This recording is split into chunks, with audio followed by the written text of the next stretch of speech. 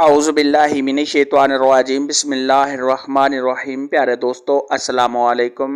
میری آج کی ویڈیو ہے خواب کے اندر کالے رنگ کا لباس دیکھنا یا پہننا کیسا ہے۔ اس خواب کی کئی ساری قسمیں ہیں مگر ہم آپ کو اس کی چند تعبیریں بتائیں گے۔ ویڈیو شروع کرنے سے پہلے میری آپ سے چھوٹی سی گزارش ہے کہ میرے چینل کو سبسکرائب کر لیں تاکہ آنے والی ہر نیو ویڈیو آپ تک آسانی سے پہنچ سکے اور آپ اپنے خواب کی تعبیر جان سکیں۔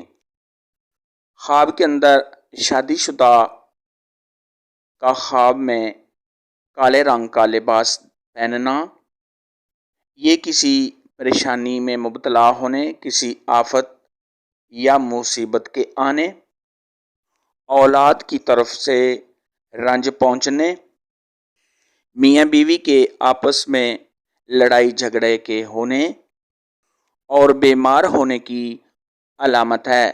خواب کے اندر غیر شادی شدہ کا خواب میں کالے رنگ کا لباس دیکھنا یا پہننا، یہ اداس ہونے، رنج و غم یا مصیبت کے آنے، بیمار ہونے اور شادی میں رکاوٹ ہونے کی علامت ہے۔ خواب کے اندر کسی اور کو کالے رنگ کے کپڑے پہنے دیکھنا، یہ کسی سے لڑائی جھگڑا ہونے، غم و مصیبت کے آنے، پریشان ہونے، کاروبار میں کمی ہونے اور ذلیل و خوار ہونے کی علامت ہے۔